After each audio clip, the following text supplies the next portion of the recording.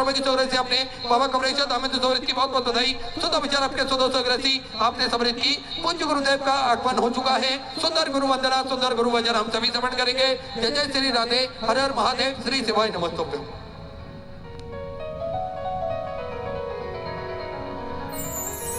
गुरुर्ब्रह्मा गुरुर्विष्णु गुरुर्देवो महेश्वरा गुरुर्साक्षात् परब्रह्म तस्मै श्री गुरुवे नमः।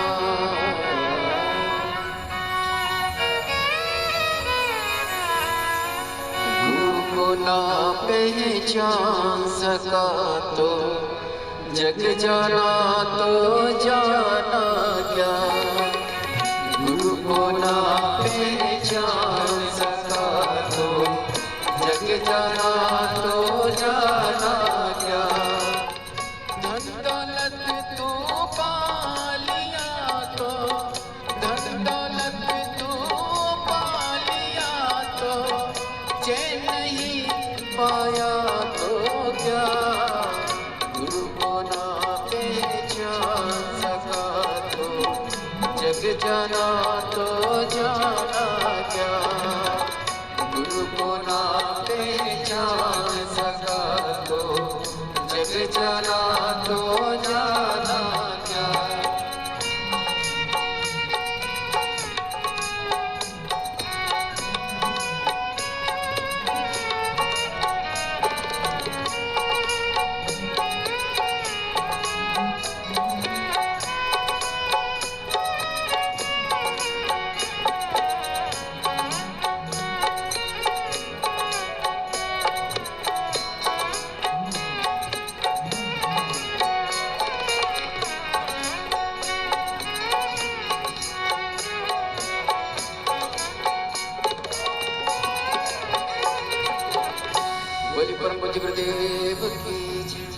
जय जय श्री राधे। सभी भक्तों को हर हर महादेव, सदा जैसे के साथ श्री शिवाय नमस्तुभ्यं। पूज्य गुरुदेव का आगमन हो चुका है। गुरुदेव व्यासपीठ पर मचासीन हो चुके हैं। आप सबकी तरफ से व्यासपीठ को नमन करते हुए हम सबके प्रिय, हम सबके लाडले ठाकुर कल्लू जी महाराज के चरणों में नमन करते हुए परम सत्य परम आदरणीय विश्वविख्यात पूज्य गुरुदेव के पवन चरणों को नमन करते हुए और आप सभी शिव भक्तों के चरणों में नमन करते हुए सुंदर आज कथा के चतुर्थ दिवस में हम सभी प्रवेश करेंगे। उससे पहले जिन दानदाताओं ने, जिन भामाशाहों ने मंदिर, गौशाला, व्रत आश्रम, अन्य क्षेत्र, बाबा कुबेरेश्वर धाम हेतु और गौ माता के कन्यादान हेतु अपनी सहराशि प्रदान करी, उन सभी पवनशाली पुण्यशाली दानदाताओं के नाम सविता जी मेरठ उत्तर प्रदेश से सुंदर अपने 1100 रुपए की सहराशि गौ माता के कन्यादान में समर्पित की। बहुत बहुत बधाई। सुंदर विचार आपके 100 सहराशि आपने समर्पित की। स्वर्गीय चैन बाबू जी केतवास की स्मृति में गोंदिया महाराष्ट्र तो सुधा 1101 रुपए की सहराशि आपने समर्पित की। बहुत बहुत बधाई। चौदह विचार आपके 100 समर्पित की। संजीव देवनाथ जी की तरफ से सिलीगुड़ी वेस्ट बंगाल से सुधर 601 रुपए की सहराशि समर्पित की। लक्ष्मी देवी जी सोनी की तरफ से राजस्थान से सुधा 500 रुपए। विजय जी खंडेलवाल की तरफ से कोटा राजस्थान से सुधा 500 रुपए। प्रज्ञा सिंह जी की तरफ से सुधा 1001 रुपए की सहराशि आपने समर्पित की। बहुत बहुत बधाई। शीला जी सिन्हा की तरफ से सोनपुर उत्तर प्रदेश से सुधा 500 रुपए की सहराशि आपने समर्पित की। ऊषा जी परमल, राकेश जी गुप्ता फिरोजाबाद उत्तर प्रदेश से सुधा 500 रुपए। नारायण सिंह जी की तरफ से जोधपुर राजस्थान से सुधा 500 रुपए। विशाल भालचंद जी वाणी की तरफ से 500 रुपए की सहराशि आपने समर्पित की। कल्पना विकास जी की तरफ से बड़ौदा गुजरात से सुधा 500 रुपए। अशोक कुमार जी सोनीपत हरियाणा से सुधा 500 रुपए की सहराशि समर्पित की। आशीष जी राणा की तरफ से ऋषिकेश उत्तराखंड से सुधा 500 रुपए। हरिद्वारी लाल जी सोनी की तरफ से अलवर राजस्थान से सुधा 1100 रुपए। मनोज जी करके भटिंडा पंजाब से सुधा 2100 रुपए। अमरेश प्रसाद जी गुप्ता की तरफ से गढ़वा छत्तीसगढ़ से सुधा आपने 500 रुपए की सहराशि आपने समर्पित की। आदर्श जी यादव फारूकाबाद उत्तर प्रदेश से सुधा 500 रुपए। मीना विनोद जी की तरफ से दिल्ली से सुधा 500 रुपए। शमशेर जी गुप्ता की तरफ से सिरपुरी महाराष्ट्र से सुधा 11,000 रुपए की सहराशि आपने बाबा कमरेश्वर धाम से समर्पित की। बहुत बहुत बधाई। सुधा विचार आपके 100 सहराशि आपने समर्पित की। किरण जी पटियाला पंजाब से सुधा 500 रुपए। सेवक राम जी चक्रवर्ती की तरफ से मंडला मध्य प्रदेश से 851 रुपए की सहराशि समर्पित की। किशोर जी मारू जयपुर राजस्थान से सुधा 500 रुपए। नीना जी अरोड़ा की तरफ से राजस्थान से सुधा 521 रुपए। नेहा प्रसाद जी शुक्ला की तरफ से सुधा 500 रुपए। विपुल जी मिश्रा कन्नार हरियाणा सुधा 1100 रुपए। उमेश जी उपाध्याय की तरफ से मुंबई से सुधा 500 रुपए। रामप्रक्ष जी प्रजापति आजमगढ़ उत्तर प्रदेश से सुधा 500 रुपए की सहराशि आपने समर्पित की। नीरज जी पांडे लखनऊ उत्तर प्रदेश से 14,500 रुपए। उर्मिला राकेश मोहन जी की तरफ से दिल्ली से 11,500 रुपए। सखाराम दादा राव जी बिड़कर की तरफ से पल्ली बैजनाथ से 14,500 रुपए। राजकुमार जी गुजर की तरफ से अहमदनगर महाराष्ट्र से 14,500 रुपए। गोपाल कृष्ण जी गुप्ता सलोन हिमाचल प्रदेश से 14,500 रुपए की चौरासी अपने समृद्ध के। प्रियंका जी पवार बांसवाड़ा राजस्थान से 14,500 रुपए। चेतन जी जांगीड़ की तरफ से बेंगलोर से 14,500 रुपए। गजाधर जी चौधरी की तरफ से असम से 14,500 रुपए की चौरासी अपने समृद्ध की। सत्या सिंह जी सिंगर की तरफ से खट्टी मध्य प्रदेश से 14,500 रुपए की चौरासी की। अनिल कुमार जी पांडे की तरफ से मेलागंज से सुंदर अपने 500 रुपए की चौरासी समृद्ध की। साक्षी सुभाष जी मारपे की तरफ से इंदौर मध्य प्रदेश से 14,500 रुपए। स्वर्गीय लक्ष्मी कांजी तिवारी की स्मृति में छतरपुर मध्य प्रदेश से 14,500 रुपए। उत्तम जी राज समस्तीपुर बिहार से 14,500 रुपए। तेकेश्वर जी साहू की तरफ से मेमतरा छत्तीसगढ़ से 14,500 रुपए। अनीता रोशन जी की तरफ से बापी गुजरात से 11,11 रुपए। चंद्रबाला भोला राम जी गुजबा की तरफ से 14,500 रुपए। स्वाति सुभाष चंद जी की तरफ से दिल्ली से 14,500 रुपए। कुसुम जी की तरफ से जयपुर राजस्थान से 5,000 रुपए की चौरासी अपने बाबा कमरेश्वर दामन समृद्ध की बहुत बहुत बधाई। सुधा विचार आपके 280 आपने समृद्ध की। प्रियांशी मनीष भाई जी की तरफ से अयोध्या श्री राम जन्मभूमि से 500 रुपए की चौरासी आपने समृद्ध की बहुत बहुत बधाई। सुधा विचार आपके। भगवती भाई जी जोशी की तरफ से गुजरात से 500 रुपए। जीतू सुजान सिंह जी की तरफ से 500 रुपए। रीना अनिल जी यादव की तरफ से पुणे महाराष्ट्र से 500 रुपए। विवेक राघव रंजना जी शर्मा की तरफ से इंदौर मध्य प्रदेश से 500 रुपए। हरिया जी कोरी की तरफ से 500 रुपए की चौरासी आपने समृद्ध की। सुनील जी जोबे कुशीनगर उत्तर प्रदेश से 500 रुपए। उमराव सिंह जी की तरफ से सीकर राजस्थान से 500 रुपए। शशिकला सिंह जी की तरफ से अजयपुर उत्तर प्रदेश से सुधर 21,000 रुपए की चौरासी देकर आजीवन भोजन मंडल तक ग्रहण करी। सुनील एक में अपना नामांकित कराया बहुत बहुत बधाई। सुधा विचार आपके 100 आपने समृद्ध की। रवि कुमार अनिल जी यादव की तरफ से पुणे महाराष्ट्र से 500 रुपए। पूजा जी पवार दिल्ली से 500 रुपए। राजा जी पांडे कन्नौज उत्तर प्रदेश से 500 रुपए। कुंजू देवी जी की तरफ से लखनऊ उत्तर प्रदेश से 2,201 रुपए की चौरासी आपने समृद्ध की। नीरू जी गुप्ता बरेली उत्तर प्रदेश से 500 रुपए। स्वर्गीय कोटल बार जी श्री राम जी की तरफ से जुन्नर अलीलाबाद से सुंदर। आइए सीधे व्यासपीठ की शरण में चलते हैं। पूज्य गुरुदेव के सानिध्य में सुंदर आज चतुर्थ दिवस की कथा हम सभी श्रवण करेंगे। जय जय श्री राधे, हर हर महादेव, श्री शिवाय नमस्तुभ्यं।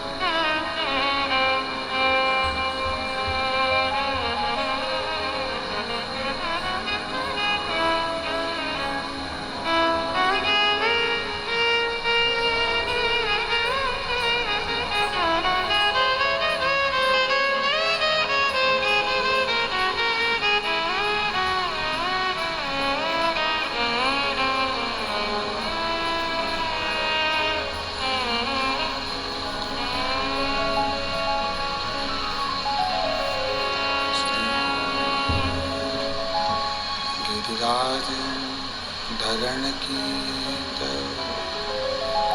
श्री वल्लभाधीश की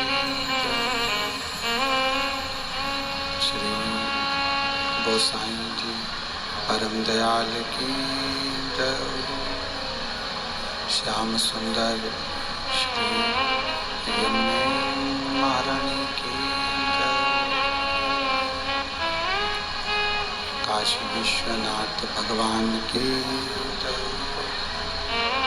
गौरा महारानी की श्री गणेश जी महाराज की सरस्वती मात की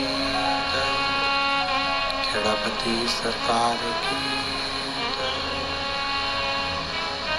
कुबेरेश्वर महादेव की महाकालेश्वर भगवान की ओमकारेश्वर भगवान की सहस्त्रेश्वर महादेव की संत सद्गुरुदेव गौ माता की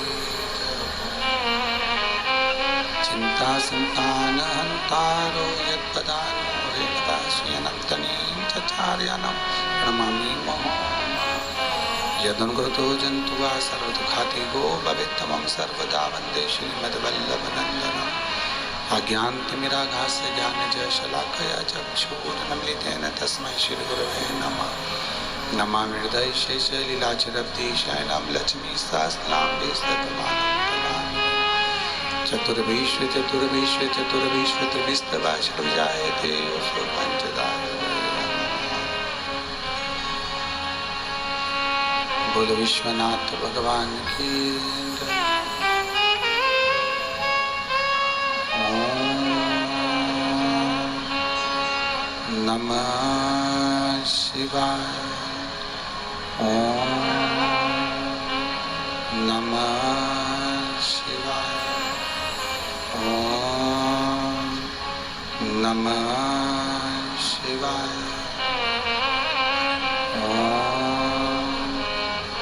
नमः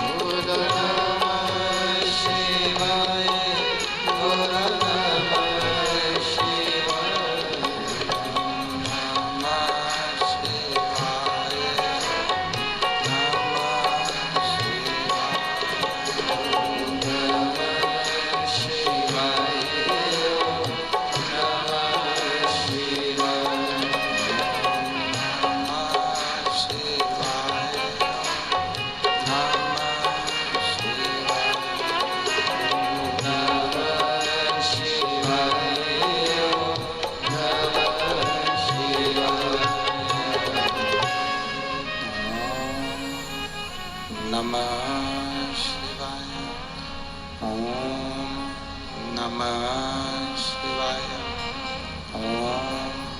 नमः शिवाय विश्वनाथ भगवान की ओंकारेश्वर भगवान की महाकालेश्वर भगवान की सहस्त्रेश्वर महादेव की कुबेरेश्वर महादेव की हर हर महादेव हर हर महादेव हर हर महादेव हर काशी विश्वनाथ ओगरदानी त्रिकालदर्शी कैलाशी अविनाशी भगवान शिव जिनकी पुनीत पावन शिव महापुराण की कथा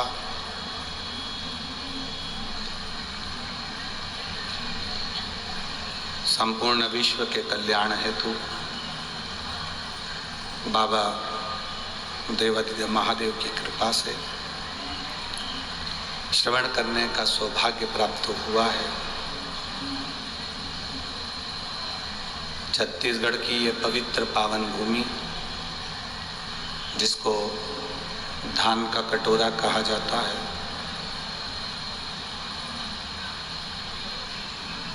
इस पवित्र भूमि के शिवधाम कोड़िया के सभी रह निवासी, कथा के मुख्य यजमान श्रीमती जानकी प्रदीप जी साहू, श्रीमती सरोज काशीनाथ साहू, जिन्होंने इस पवित्र शिव महापुराण की कथा को श्राद्ध पक्ष में कराकर संपूर्ण कौड़िया निवासियों का और संपूर्ण देशवासियों का कल्याण किया है। एक बार जोरदार ताली बजाकर इनका स्वागत करना।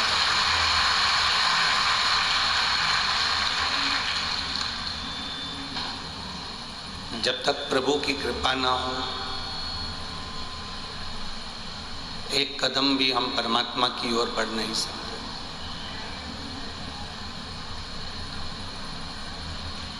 उसने कृपा करी आप सभी पर,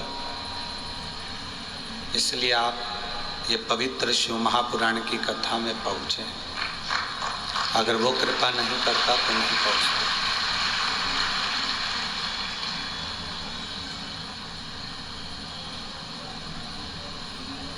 वो कहते हैं ना, कोई कहता है गुरुजी घर की दिशा कौन सी होना चाहिए, घर का मुख पूर्व में हो कि पश्चिम में हो कि उत्तर में हो कि दक्षिण में हो।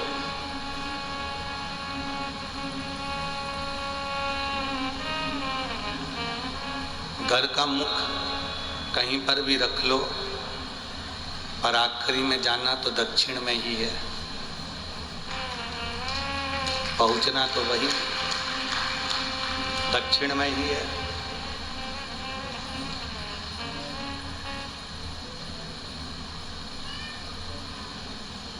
घर की दिशा कोई भी हो,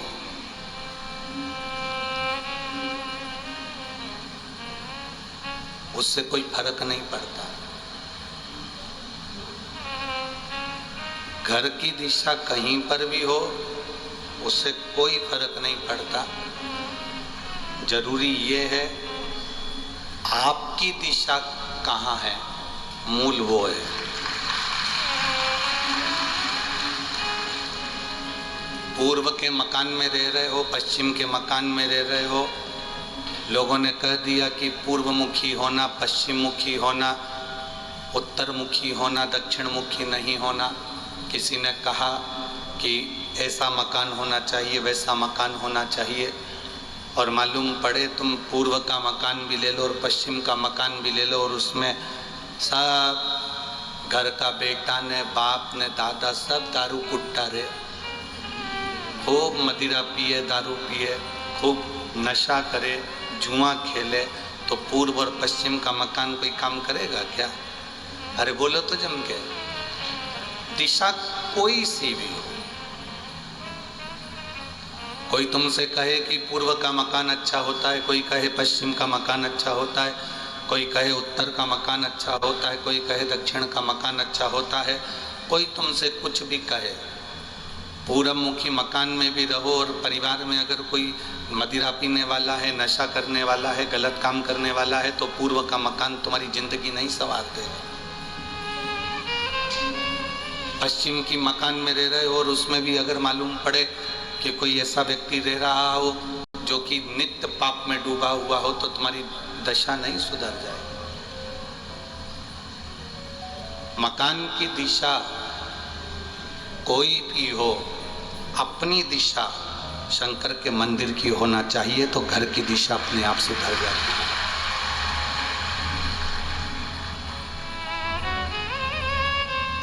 घर की दिशा कब अच्छी लगती है? जब आपकी दिशा अच्छी हो।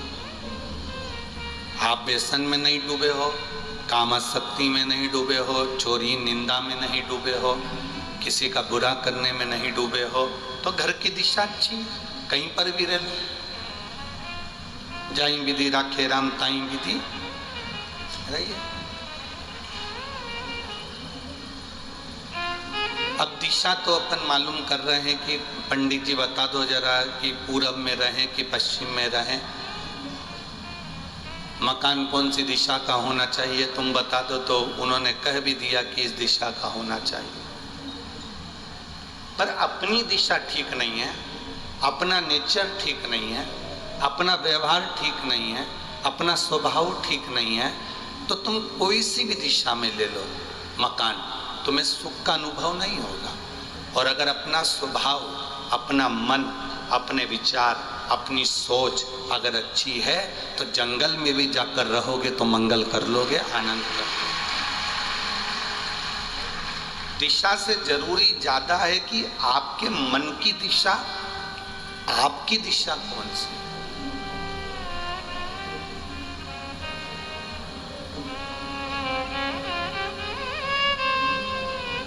सोफा सेट और पलंग दोनों में बहुत अंतर होता है। सोफा सेट दिखने में कितना भी सुंदर हो, कितना भी लग्जरी हो, सोफा सेट की गादी कितनी भी अच्छी हो, पलंग की गादी भले कैसी भी हो, पलंग भले लग्जरी हो चाहे नहीं हो, सोफा सेट कितना भी लग्जरी हो, कितना भी सुंदर हो, उसकी गादी कितनी भी अच्छी हो, पर सोफा सेट पे तुम्हें नींद आ तो जाएगी, थोड़ी देर सो भी जाओगे, पर कहीं गर्दन रह जाएगी, कहीं कमर रह जाएगी, कहीं पाँव रह जाएगा। तुम सही से सोफा सेट पे से सो के उठोगे तो तुम्हारा शरीर सुखी नहीं होगा। होगा क्या? बोलो, जम के तो बोलो, नहीं होगा।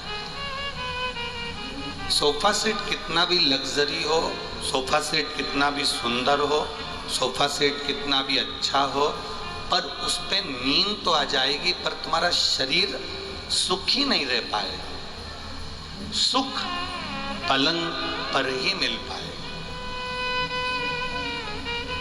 उसी तरह संसार सोफा सेट की तरह है, और ये सोफा सेट, ये संसार कितना भी अच्छा लगे, कितना अच्छा घर है, कितना अच्छा परिवार है, कितना अच्छा कुटुंब है, कितनी अच्छी बिल्डिंग है, कितना अच्छा धन है, कितना वैभव, ये सोफा सेट तुम्हें कितना भी अच्छा लगे, संसार कितना भी अच्छा लगे, पर इसमें तुम कभी सुखी नहीं रह सकते। सुख जैसे पलंग पर सोने पर सुख मिलता है, उसी तरह सत्संग में, शिव पुराण में बैठने पर सुख का अनुभव होता है। भगवान शंकर के मंदिर में एक लोटा जल समर्पित करने पर सुख का अनुभव होता है। शोरूम पर रखा हुआ सोफा सेट बहुत अच्छा दिखेगा, लेकर भी आ जाओगे, पर उस पे चैन की नींद नहीं आ सकती। चैन की नींद अगर आएगी तो केवल पलंग पर आएगी। उसी तरह तुम संसार में कहीं पर भी भटक रहो, कहीं पर भी चले जाओ, किसी भी जगह पर जाओ, कहीं पर भी भटको, पर तुम्हें जो सुकून मिलेगा वह हमारा शास्त्र कहता है, मिलता है सच्चा सुख केवल भगवान तुम्हारे चरणों। वो जो सुकून है, वो सुख जो है, वो परमात्मा के चरणों में है। परमात्मा के चरणों में, चरण के सिवाय सुख का अनुभव नहीं होता।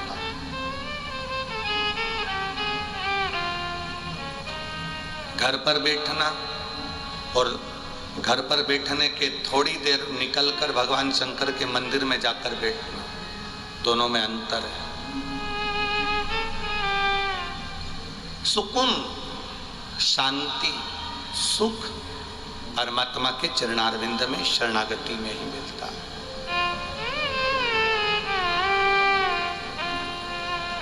मिलता है सच्चा सुख केवल भगवान तुम्हारे चरणों में, भोलेनाथ तुम्हारे चरणों में। चाहे कांटों में मुझे सोना हो, दुनिया में कितना भी दुख आए, कितनी भी तकलीफ आए, कितना भी कष्ट आए, आपकी भक्ति अगर प्रबल है, आपका विश्वास अगर दृढ़ है, आप भगवान की शरणागति में अपने विश्वास को पक्का रखते हो, तो फिर आपको जंगल में भी चले जाओगे तो सुख का अनुभव होगा, और चाहे कथा में चले जाओगे तो सुख का अनुभव होगा। घर में रहोगे तो सुख का अनुभव करोगे, बाहर रहोगे तो सुख का अनुभव करोगे।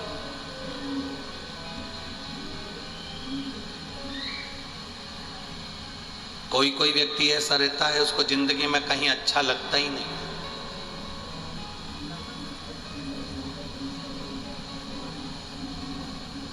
वो हमेशा जिंदगी भर रोता ही रहता है। मुझसे तो अच्छे ये किसान हैं, खेती करते हैं, फसल लेते हैं, आराम करते हैं। मुझसे तो अच्छा वो किराने की दुकान वाला है। कहाँ नौकरी में फंसा हूं मैं, 8-8 घंटे नौकरी देना पड़ती है, खड़े रहना पड़ता है, ड्यूटी देना पड़ती है, कहाँ मैं नौकरी में फंसा हूं। मुझसे तो अच्छा वो है।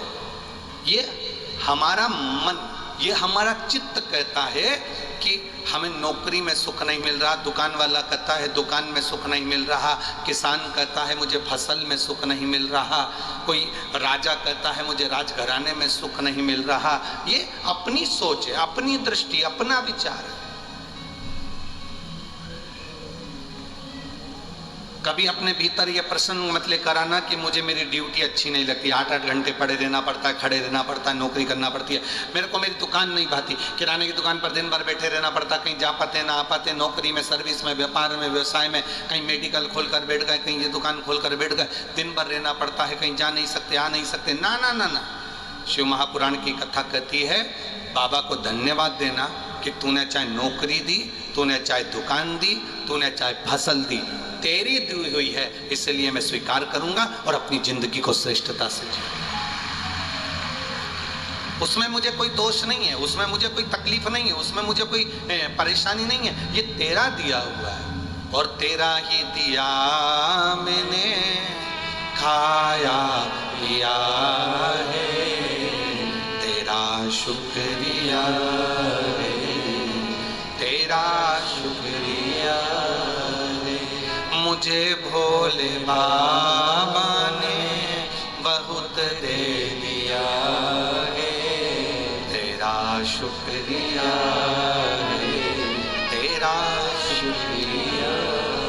ये जायदाद दी है, औलाद दी है, ये जायदाद दी है, औलाद दी है। मुसीबत में हर वक्त इमदाद दी है, मुसीबत में हर वक्त इमदाद दी है। तेरा ही दिया मैंने खाया पिया है, तेरा शुक्रिया है, तेरा शुक्रिया। जब परमात्मा के नजदीक जाओ, जब परमात्मा के करीब जाओ, इतने छोटे बनकर जाना कि जिंदगी का सारा सुख तुम्हें प्राप्त हो जाए। जो छोटा होता है उसी को भगवान खूब प्रदान कर देता है, खूब दे देता है, क्योंकि छोटा बनकर आया। एक कथा श्रीमद् भागवत में आती है, आप लोगों ने सुना होगा। एक कथा टीवी श्रीमद् भागवत में आती है, आप लोगों ने श्रवण किया होगा। श्री वामन भगवान की, वामन भगवान छत्र कमंडल लेकर 3 पग भूमि मांगने के लिए राजा बलि के पास गए थे। बड़े बनकर गए थे कि छोटे बनकर गए थे? जम के बोलो जरा। छोटे बनकर गए थे। जितने छोटे बनकर जाओगे उतना सुख पाओगे।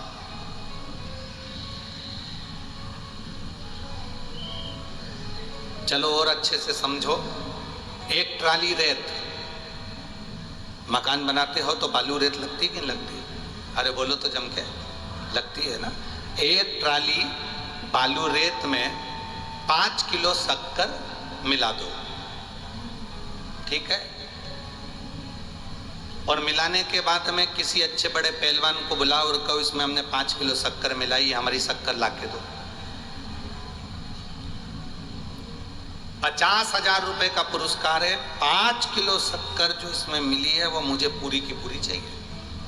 पहलवान ढूंढ देगा। चलो पहलवान को छोड़ो, तुम में से कितने लोग बैठे हैं जो 5 किलो पूरी ढूंढ के बता दें। वो 1 ट्राली बालू रेत में से 5 किलो शक्कर जो मिलाई है, वो 5 किलो शक्कर पूरी की पूरी ढूंढ के कोई बता सकता है क्या? बोलो तो जम के। नहीं। हाथी को बुला लो, शेर को बुला लो, पक्षी को बुला लो, पशुओं को बुला लो, कोई शक्कर नहीं ढूंढ सकता। शक्कर अगर ढूंढ सकती है तो केवल एक चींटी ढूंढ सकती है।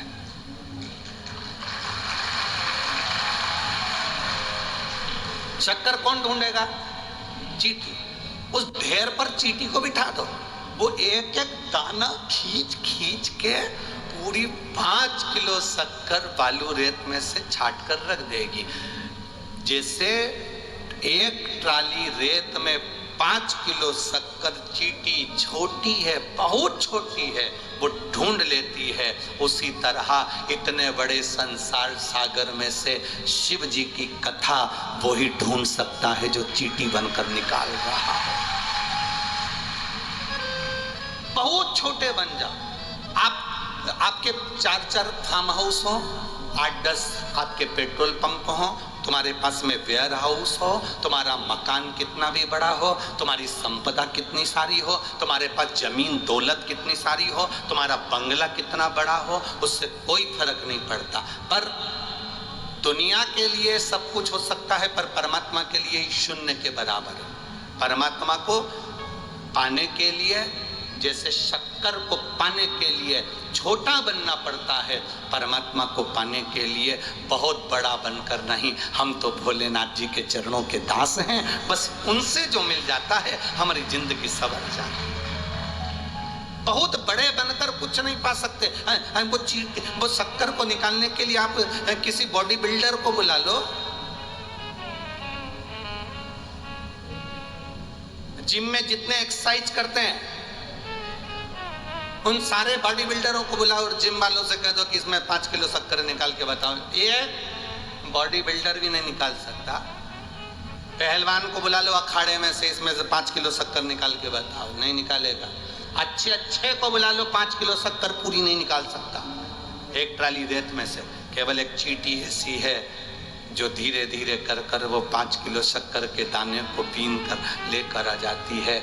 आप जितने छोटे बन जाओगे इस संसार सागर में से, उतना सुख खींच कर अपनी जिंदगी में ला सकते हो, अपने जीवन को आनंदमय बना सकते हो जितने छोटे बनोगे।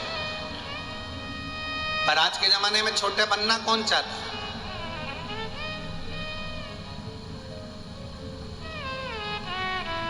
बहू सास से कहती है मेरे से फालतू बात मत करना, तुम मुझे पहचानती नहीं हो। सास बहू से कह देती है अभी तूने मुझे देखा नहीं है।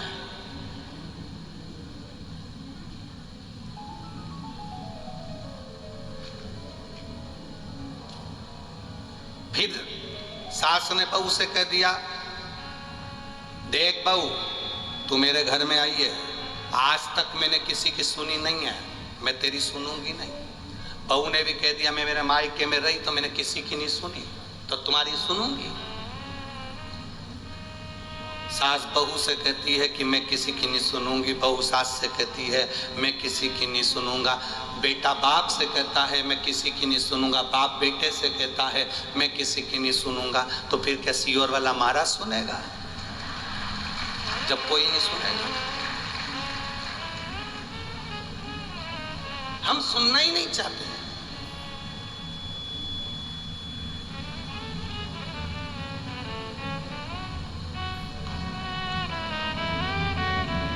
हर व्यक्ति एक ही बात कहता है हम किसी की नहीं सुनेंगे। मत सुन। जब तू किसी की नहीं सुनेगा, आखिरी में फिर डॉक्टर की सुनेगा। और डॉक्टर एक ही बात कहेगा, अब इनका समय आ गया। एक ही बात डॉक्टर के मुंह पर रहेगा, अब इनका समय आ गया, अब ये हमारे बस के नहीं है, अब इनकी जिंदगी का ये सब क्रम जाने, ये हमारे बस की बात नहीं है। शिव महापुराण की कथा कहती है, जिसने आज सुन लिया, जिसने आज अपनी जिंदगी को धारण कर लिया, जिसने आज परमात्मा की भक्ति को पा लिया। लोग कहते हैं अभी हमारा बचपन है, बचपन में कोई भगवान का भजन करना चाहिए, जवानी में भगवान का भजन करना चाहिए। अभी तुम जवान है, अभी तो एंजॉय की उम्र है, घूमना चाहिए, एंजॉय करना चाहिए, फिरना चाहिए। धर्मपत्नी को लेकर गोवा चले जाओ, बच्चों को लेकर यहाँ चले जाओ, वहाँ चले जाओ, ये तो हमारा एंजॉय का उम्र है। बचपन हमारे पढ़ने की, हमारे खेलने की, आनंद करने की उम्र है। जवानी हमारी भोग विलास की उम्र है। अधेड़ी जब एक अवस्था आती है तो ये तो हमारी कमाने की उम्र है। फिर आया बुढ़ापा, और फिर बुढ़ापे में कहा कि अब बुढ़ापा आ गया तो कहा अब भजन की उम्र है। पर शिव महापुराण की कथा कहती है, हाथ थर थर थर थर कांपे, पाँव से चला नहीं जाए, मुख में एक भी दांत नहीं बचे, नेत्रों से दिखाई नहीं दे, कानों से सुनाई नहीं दे, और तुम अपने छोरा से कहो मुझे गौड़िया ले जा और शिव पुराण सुना ला, तो छोरा भी कह देगा माँ तू घर में बैठी रह, कहीं मत जा। आज की औलाद एक कुत्ता घुमाना पसंद करती है, पर बुढ़ों को घुमाना पसंद नहीं करती। इस विचार में मत रहना कि तुमको कोई ले जाएगा, वो तो तुम्हारे शरीर में भोलेनाथ जी ने बल दिया, शरीर ठीक हुआ, इसलिए तुम शिव महापुराण की कथा में जाकर बैठ गए हो और शंकर की कथा सुन रहे हो। एक पत्र आया है, देखिए उस पत्र में किसी ने लिखा,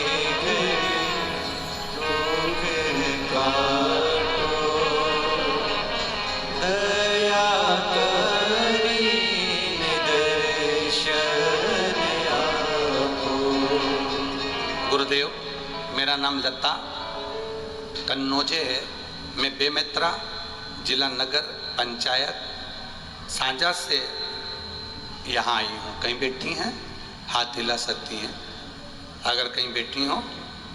मेरा नाम लता कन्नौजे है, आप ही हैं, दोनों हाथ ऐसे हिला दो एक बार, वापिस हाथ हिलाइए एक बार। मेरा नाम लता कन्नौजे है, मैं बेमेत्रा जिला नगर पंचायत सांझा से आप यहाँ पधारी हूँ। मेरा पति का नाम श्री छगन कन्नौजे है। मेरे पति को 2021 में 2 बार पैरालिसिस का अटैक आया था। दोनों बार हमने हॉस्पिटल इलाज करवाया, आयुर्वेदिक इलाज करवाया। पैरालिसिस स्ट्रोक में हकलाने लगे थे, इलाज रायपुर एम्स हॉस्पिटल में कराया। कुछ समय बाद दूसरा स्ट्रोक पड़ गया, फिर उनका मुंह टेढ़ा हो गया और दायां हाथ शून्य पड़ गया। मेरे पति की आयु 57 वर्ष है गुरुदेव। उनके मुंह से लगातार लार बहती थी, सब परेशान हो गए। उनका शरीर कमजोर पड़ता गया। डॉक्टर का कहना था कि वो एकदम से ठीक नहीं हो पाएंगे, उसमें समय लगेगा। समय बीतता गया, इलाज चलता रहा। अचानक उनको तीसरा अटैक आ गया, और तीसरा अटैक आया, उनका मुंह पूरा बंद हो गया, मुख से आवाज़ चली गई, कुछ बोल नहीं सकते, ना बोल पाते, ना खा पाते, और ना पानी पी सकते, ना कुछ खा पाते। गुरुदेव ये 2023 की बात है। हम बिना देरी किए रायपुर एम्स लेकर गए, एडमिट कराया, नाक में पाइप डाल दिया गया, उसी के सहारे पानी देते थे, उसी के सहारे जूस देते थे। उनको लेकर आए, डॉक्टर ने कहा उनका गुजारा बस ऐसे ही रहेगा, उनके पाइप से ही उनकी जिंदगी चलेगी। 3 बार पैरालिसिस का अटैक आया। अब स्थिति बहुत ज़्यादा गड़बड़ है। हॉस्पिटल में 25 दिन तक रखा, पर 25 दिन तक उनको मुख से खाना नहीं दे सकते थे, पाइप से ही दिया। आखिरी में उनको लेकर आए, घर पर पाइप से खाना देते, पानी देते। बड़ी परेशानी हो गई, ना बोल पाते, ना खा पाते, ना पानी पी पाते। तब किसी ने कहा कि शिवजी पर चढ़ा हुआ 1 लोटा जल आप चढ़ाओ, उसका पानी लाकर इनके पाइप में डालकर उनको अंदर दो। पाइप में से पानी केवल 1 दिन दिया। दूसरे दिन उन्होंने इशारे में बोला कि इस पाइप को निकाल दो। पाइप निकाला गया और दूसरे दिन से ही उन्होंने भोजन करना और पानी पीना अपने मुख से चालू कर दिया। इसलिए मैं बाबा को यहाँ प्रणाम करने आया। एक बार फिर से हाथ हिला दो। श्री शिवाय नमस्तुभ्यम। अब ठीक है, बाबा की कृपा। बैठिए। ये शिव तत्व है। ओखड़ी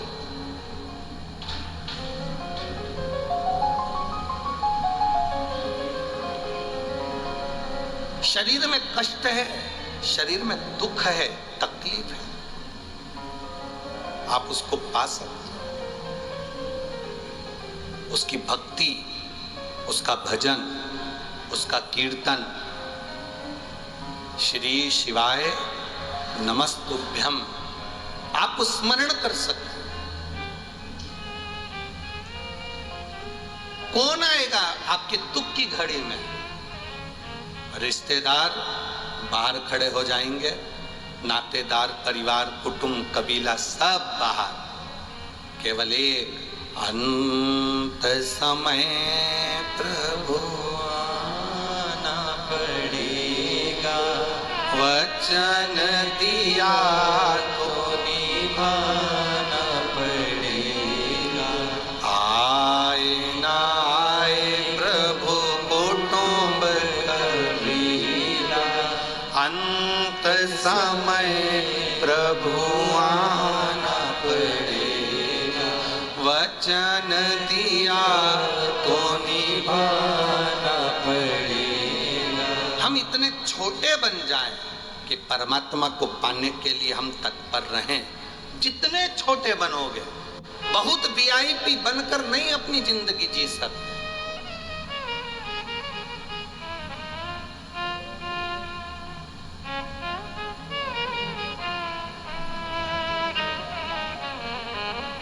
जो वीआईपी होता है,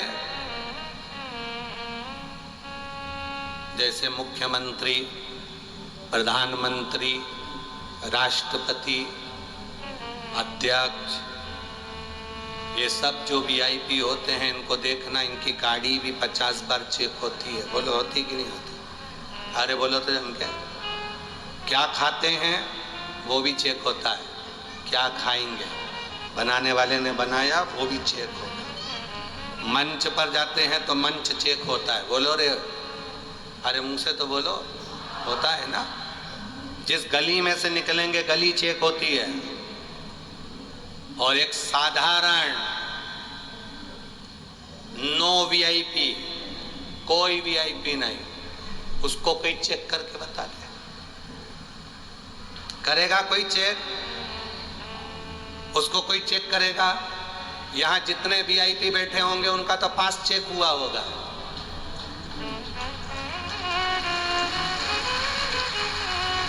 उनका तो कागज भी चेक हुआ होगा, आईडी भी चेक हुई होगी, तब अंदर आने दिया होगा। पर जो वीआईपी नहीं है, वीआईपी इंद्र के पास जाते हैं, नो वीआईपी महादेव के पास जाते हैं। तुम खुद, अरे तुम कहोगे सीवर वाले महाराज जी ऐसी बात करते हैं, उठा के देखो ना, भगवान विष्णु की शादी हुई, सब वीआईपी आए। बोलो सही है कि गलत है? ब्रह्मा जी की शादी हुई, सब वीआईपी आए। इंद्रदेव की शादी हुई, सब वीआईपी आए। राम जी की शादी हुई, सब वीआईपी आए। भगवान कृष्ण की शादी हुई, सब वीआईपी आए। शंकर जी की शादी में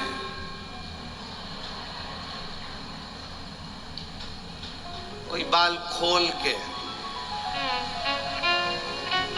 बड़ी बड़ी आंख, 12-15 मुंह, पाँवनी तो जमीन पर रेंग के, डाकनी, पिशाचनी, चुड़ैल, भूत, भयंकर, बस उन्होंने तो डमरू खड़काया।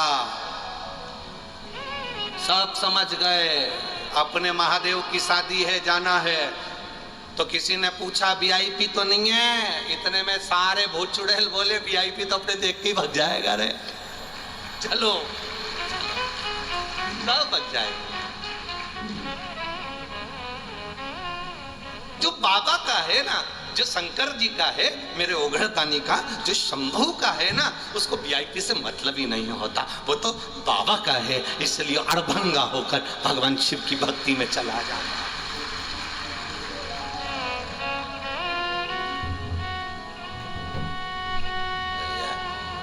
यहां पर देखेंगे कि तुम वीआईपी हो, ऊपर जाने पर कोई तुमसे कहेगा, बोलो रे कोड़िया वालों पास दिखाओ अंदर जाने के लिए। वहां तो केवल एक पास चलता है, जिसने भगवान की भक्ति करी, किसी भूखे को भोजन कराया, प्यासे को पानी पिलाया, किसी गरीबड़े की जिंदगी में काम आया, बस यही वहां चलता है। अपने हाथ से पुण्य करते चलना, वो पुण्य तुम्हें वैकुंठ का निवास देगा, पुण्य तुम्हें वैकुंठ का निवास देगा, अच्छे कर्म तुम्हें वैकुंठ का निवास देगा। अब ये तो तुम्हारे ऊपर है कि तुम वैकुंठ जाना चाहते हो, नरक जाना चाहते हो। हमारा तो बिल्कुल विचार नहीं है कि हम वैकुंठ जाएं, क्योंकि वैकुंठ में जाएंगे तो करेंगे क्या वहां पर? भगवान नारायण तो दिन भर पितृलोक में बैठे रहते हैं, लक्ष्मी जी भक्तों के घर में जाती रहती हैं, वैकुंठ पूरा खाली पड़ा रहता है, रूम मिल जाता है, एसी का, खाने के लिए भोजन मिल जाता है, सोने की थाली, चांदी के कटोरे सब मिल जाएगा, तासियां मिल जाएगी, चवन डोलाएगी, सब मिल जाएगा, पर भगवान की शिव महापुराण की कथा नहीं मिलेगी। इसलिए कैलाश पर्वत सबसे अच्छा है, वहाँ भगवान की भक्ति भी हो, भजन भी हो, कीर्तन भी हो, मंत्र जाप भी हो, स्मरण भी हो, नाम जाप भी हो, और रोज भक्त आएंगे, एक लोटा जल चढ़ाएंगे तो मेरे महादेव के चरणारविंद का जल रोज आचमन करने को मिलेगा, तो मेरी जिंदगी सार्थक होती चली जाएगी। इसलिए बोल बम का नारा है, बस उसके सहारे जीना, एक आनंद की अनुभूति के साथ जीना। जितने छोटे बन सकते हो, जितने छोटे से छोटे बन जाओ, मेरा शिव आपको उतना प्राप्त कर लेगा। बड़े बनने में आनंद की अनुभूति नहीं होती, छोटे बनने में सुख होता है। घर की एक बड़ी बहू होती है, एक छोटी बहू होती है। बड़ी बहू जरा सी भी गलती कर दे तो सास कहती है क्योरी देख के नहीं चल सकती, और छोटी थोड़ी सी भी गलती कर दे तो सास कहती है नहीं है, अभी चलना सीख रही है, छोटी है, छोटी है, छोटी है। वो छोटेपन में निकल जाती है।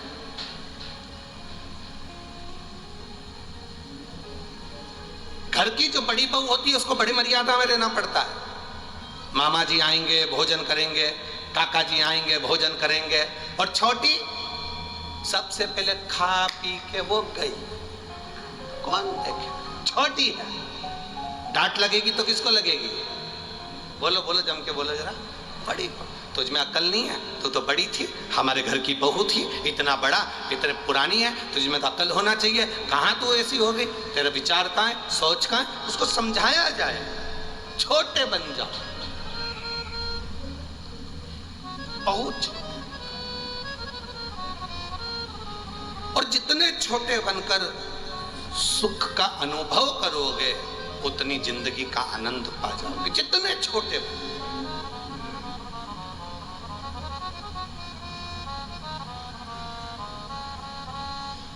चलो और सरल भाषा में समझ लो। 15 साल के लड़के को कोई माँ यहाँ गोद में लेके बैठी है, जम के बोलो जरा। 15 साल के लड़के को कोई माँ गोद में लेके बैठी है? नहीं।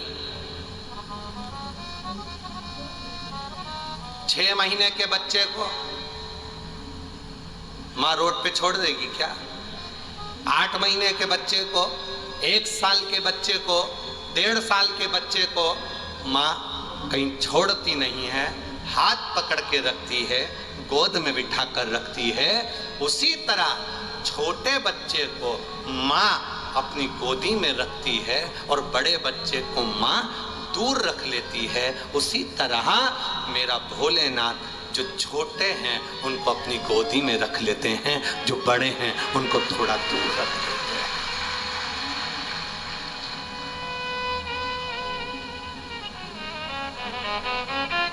इसलिए तो दुनिया के लोगों को लगता है कि शंकर हमारे, किसी भूत से पूछो तो भूत कहता है शिव जी हमारे, कोई प्रेत से पूछो तो कहता है प्रेत हम शंकर जी हमारे, कोई गंधर्व से पूछो तो गंधर्व कहता है देवता हमारे हैं, कोई देवों से पूछे तो देव कहते हैं कि शिव जी हमारे हैं, कोई जिससे पूछोगे वो एक ही बात कहेगा कि शंकर भगवान मेरे हैं। आपके मन में भी बस यही भाव होना चाहिए कि मैं इतना छोटा बन जाऊं कि परमात्मा मेरे हो जाएं और मैं परमात्मा की गोद में जाकर बैठ जाऊं। जब उसकी गोद में बैठा रहूंगा तो वो संभालता रहेगा। अब अगर हम परमात्मा की गोद में जाकर बैठे हैं तो भोजन कराने की जवाबदारी उसकी है, छोटे से 6 महीने के बच्चे को दूध पिलाने की जवाबदारी माँ की है, उसको पानी पिलाने की जवाबदारी माँ की है, उसको लोरी गाकर सुलाने की जवाबदारी माँ की है। उसी तरह जब हम छोटे बन जाते हैं और परमात्मा की गोद में, सत्संग में, प्रवचन में, शिव महापुराण में, भगवान शंकर के मंदिर में छोटे बनकर बैठते हैं तो सारी जवाबदारी भोलेनाथ की हो जाती है। वो अच्छा रखे बुरा रखे जैसा रखे उसकी मर्जी है। कि सीताराम सीताराम सीताराम कहिए, जाई विधि राखे राम किया अभिमान तो फिर मान नहीं पाएगा, होगा वही प्यारे जो मेरे राम जी को। धन्यवाद निर्वाद राम राम कहिए, जाई विधि रखे राम ताई विधि रही। बस जिस भाव से वो रखे उस भाव से हमें रखे।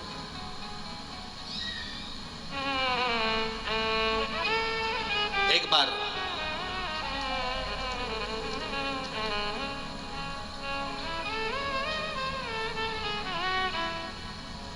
कश्यप ऋषि जी के साथ में जब सुरभि मां कामधेनु का विवाह हो गया, चली गई, और कश्यप ऋषि के साथ में जब माता सुरभि मां कामधेनु जब गई, कश्यप बाबा के आश्रम में जब पहुंची,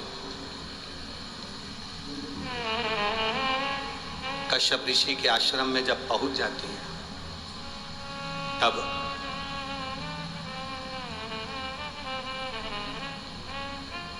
आज कश्यप ऋषि सुरभि को देख रहे हैं, और कश्यप ऋषि ने सुरभि को क्या देखा कि सुरभि गाय के पूरे शरीर में 33 कोटि देवी देवता विराज, संपूर्ण शरीर के अंदर।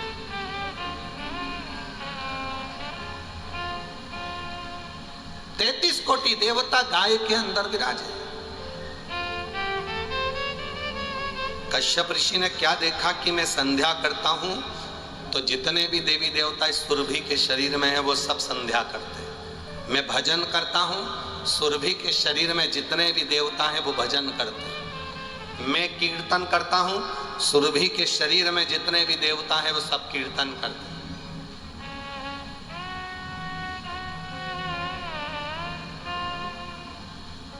मन में भाव उत्पन्न हो गया कश्यप ऋषि के,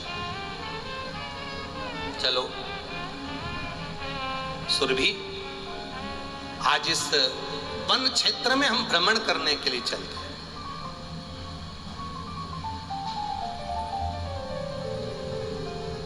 और वन क्षेत्र में भ्रमण के लिए जब कश्यप ऋषि सुरभि गाय को लेकर निकले, माता सुरभि कामधेनु को लेकर निकले,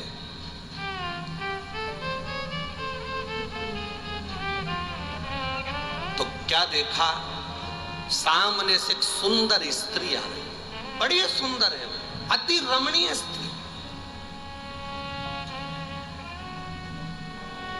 बहुत सुंदर स्त्री, श्वेत वस्त्र है, गले में श्वेत आभूषण है, मस्तक पर श्वेत मुकुट लगा है, कानों में श्वेत कुंडल है, हाथ में एक छोटा सा घड़ा है, और बड़ी सुंदर एक स्त्री सामने से आ रही है। तो कश्यप ऋषि को लगा कि कोई देवलोक की अप्सरा होगी, कोई देवलोक से अप्सरा आ रही होगी, और हो सकता है सुरभि मेरी धर्म पत्नी है तो 33 कोटि देवता इसके शरीर में है तो उनका आदर करने आ रही होगी।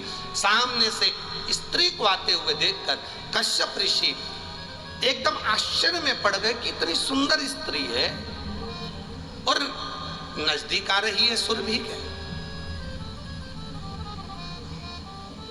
अब कुछ देर तक तो वो सुंदर स्त्री कश्यप ऋषि के पास तक आई और सुरभि गाय को देखकर वो स्त्री 5 मिनट के अंदर ओझल हो गई, छुप गई।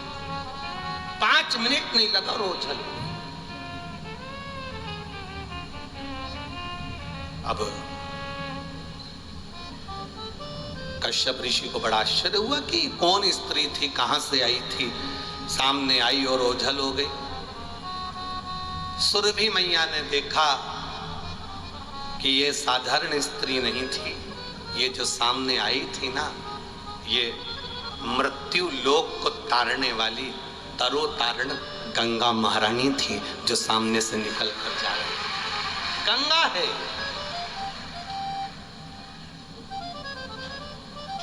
जो ये सामने से निकल कर जा रही है, ये गंगा है। कश्यप ऋषि से सुरभि मां ने कहा जो सामने आपको दिखी थी सुंदर स्त्री वो गंगा थी। गंगा? हाँ, तो रुकी क्यों नहीं, ठहरी क्यों नहीं?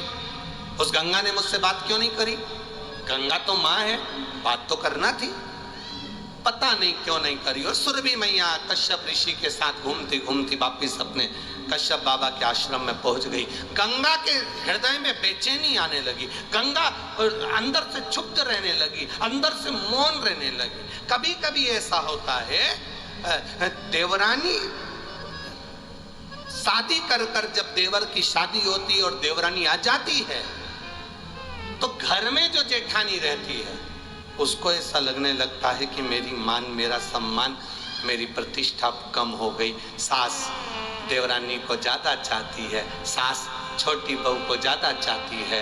पर निवेदन करूंगा मेरा छोटी माताओं से, छोटी देवरानी से, जेठानी से, घर की बहुओं से एक निवेदन करूंगा, कभी मत सोचना कि सास छोटी को ज्यादा चाह रही है कि बहू बड़ी को ज्यादा चाह रही है। किसी सास से पूछना तुम्हें छोटी बहू ज्यादा अच्छी लगती है कि बड़ी बहू अच्छी लगती है, सास हमेशा एक ही बात कहेगी, मैंने दोनों बेटों को बराबर का दूध पिलाया है इसलिए मेरे बेटे बराबर हैं तो मेरी बहू में भी बराबर। और सासुओं से निवेदन है, कभी मत कहना कि बड़ी बहू अच्छी कि छोटी बहू अच्छी। बुढ़ापे आते आते किसी भी बहू से पाला पड़ सकता है, गेंद किसी के भी पाले में जा सकती है।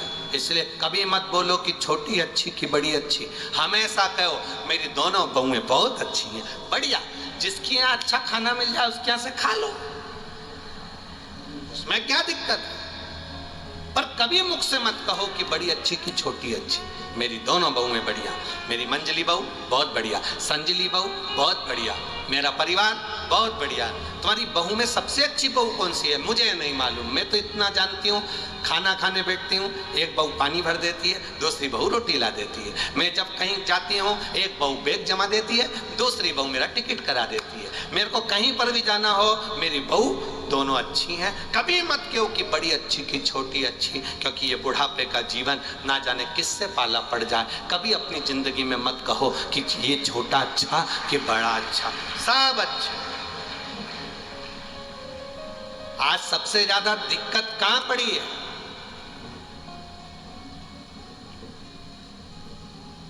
आज जो लोगों ने जो बांटा है ना, ये बड़े और छोटे में हमारा देश बंटते चले जा रहा है। कोई कहता है ब्राह्मण, कोई कहता है क्षत्रिय, कोई कहता है वैश्य, कोई कहता है शूद्र। ये बड़े और छोटे में हमारा देश बंटते चले जा रहा है। राजनीतिक समीकरणों में ये सबसे मूल होते चले गया। कोई कहता है हमने ब्राह्मणों को अपने कब्जे में कर रखा है, कोई कहता है हमने क्षत्रियों को अपने कब्जे में कर रखा है, कोई कहता हमने वैश्यों को अपने कब्जे में रखा है, कोई कहता हमने शूद्रों को अपने कब्जे में रखा है। सब राजनीतिक पेतरने हैं जिसके अनुसार ये अपने अपने कब्जे में कर रखे हैं। पर समझने की जरूरत तुमको है, समझने की जरूरत आपको है। कभी अपने भीतर ये मत लेकर आना कि ये बड़ा कि वो छोटा। तुम तो ये मानकर चलना कि शंकर का जो भक्त होता है वो श्रेष्ठ होता है, चाहे वो बड़ा हो चाहे छोटा। हमारी दृष्टि में सब सम होना चाहिए, ब्राह्मण क्षत्रिय वैश्य शूद्र सब एक होना चाहिए, सब एक।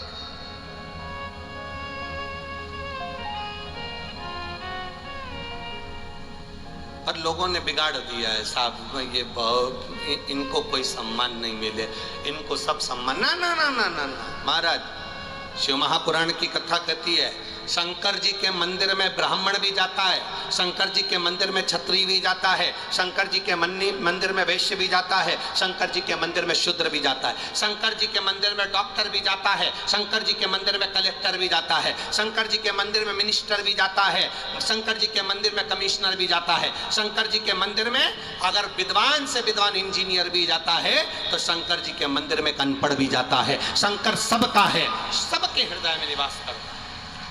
अगर नहीं करता होता है, एक पत्र आया देखिए,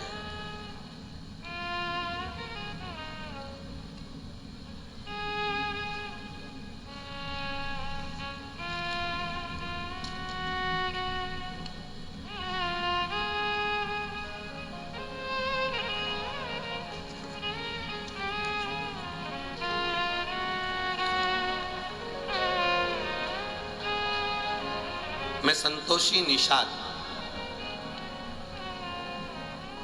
शिक्षिका पति श्री सगनू राम निषाद, ग्राम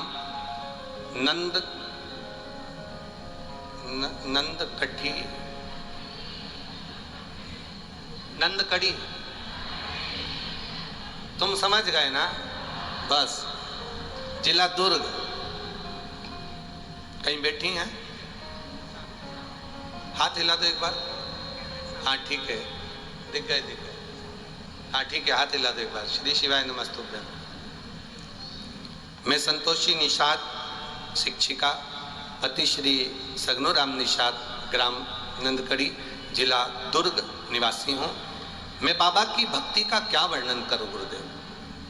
मैं खुद शिक्षिका हूँ। गुरुदेव, बाबा की कृपा क्या होती है यह कोई मुझसे पूछे। 2 जनवरी 2022 भिलाई में शिव महापुराण की कथा सुनी और उस दिन से आपकी कथा छत्तीसगढ़ में जहाँ भी होती है सुनने के लिए 1 दिन 2 दिन पहुँचती जरूर हूँ। आपकी कथा में जाते हैं तो ऐसा लगता है कि हम अपने पिता के घर में अपने मायके आए हैं और भगवान शिव से मिलने के लिए आए हैं। गुरुदेव, मेरा पुत्र चमनदीप निषाद 12वीं कक्षा में पास हुआ। उसके बाद में वो नीट की तैयारी करने लगा। पहले वर्ष परीक्षा में वो सफल नहीं हुआ, क्योंकि नीट की जो परीक्षा होती है वो बड़ी कठिन परीक्षा है गुरुदेव। डॉक्टर बनने के लिए जो परीक्षा है वो बड़ी कठिन है। सफल नहीं हुआ। लोगों ने उससे कहा कि तू कोचिंग करने बाहर चले जा, यहाँ चले जा, वहाँ चले जा, पर मैंने अपने पुत्र से कहा कि तू घर में मेहनत कर और बाबा चाहेगा ना तो अब की बात परीक्षा देने जाना तो बेलपत्र की बीच की पत्ती में शहद लगाकर शिव जी को लगाकर फिर चले जाना। बेटा कहता है माँ, तुम भी इन साधारण बातों पर विश्वास करती हो? मैंने कहा बेटा, वो सीहोर वाला जो महाराज है ना, वो बोलता है टीवी पर कथा में कि शंकर पर करा हुआ भरोसा कभी टूटता नहीं है। तू एक बार बेलपत्र चढ़ाकर तो जा। गुरुदेव, दूसरी बार परीक्षा भिलाई में दिलवाई, बेलपत्र पर शहद लगाकर उसको भेजा। बाबा की कृपा का मैं क्या वर्णन करूं। और आपने जो ऑनलाइन पूजन कराई उसकी बेलपत्र, टीवी पर जो आप पूजन कराते हो सावन के महीने की शिवरात्रि पर, उसकी बेलपत्र मैंने रख ली और बेटे से कहा तू भी पूजन कर और इस बेलपत्र को रख अपने कमरे में। गुरुजी कहते हैं जिस कार्य के लिए बेलपत्र रखोगे वो कार्य सफल होगा। मेरे बेटे ने और मैंने मेरे बेटे की नीट की परीक्षा पास होने के लिए, उसको डॉक्टर बनने के लिए हमने बेलपत्र रखी और बाबा की कृपा से 15 जुलाई को हमने पूजन करी ऑनलाइन। 14 अगस्त को नीट का रिजल्ट आ गया और मेरा बेटा MBBS के लिए अंबिकापुर गवर्नमेंट कॉलेज में उसका नाम आ गया।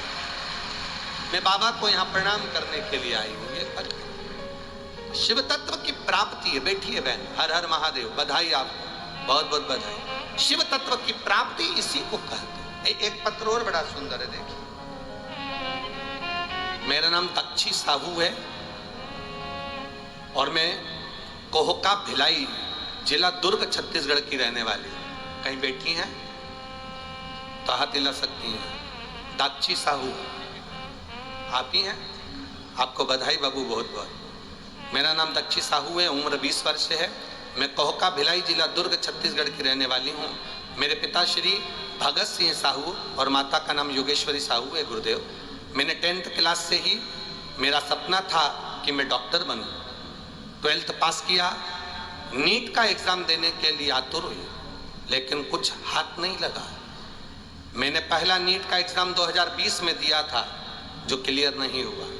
फिर मैंने 2021 में दिया, उसमें भी मेरा क्लियर नहीं हुआ। तब उसके बाद मैंने सोचा, बाबा अब मैं करूं क्या?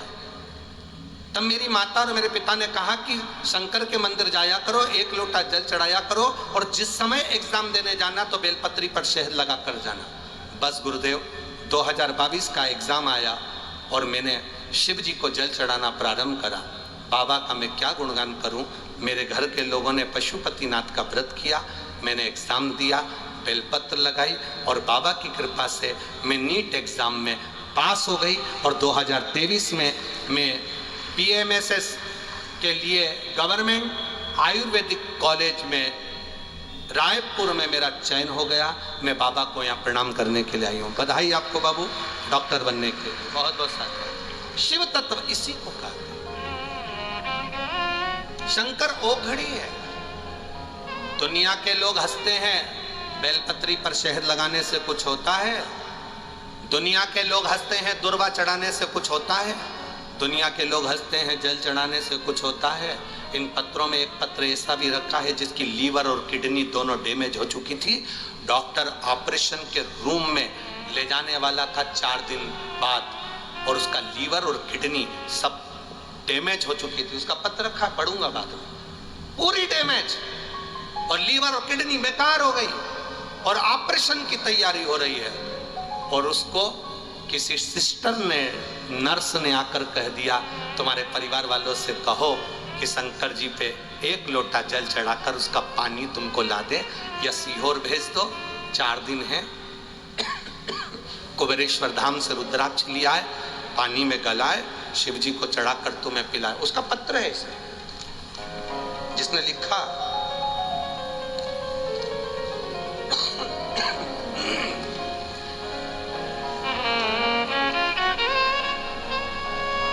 शशि धुर्वे, सड़क क्रमांक 1, शांति नगर, कोहका भिलाई, दुर्ग से हैं। कहीं बैठी हो, हाथ हिला सकती हो।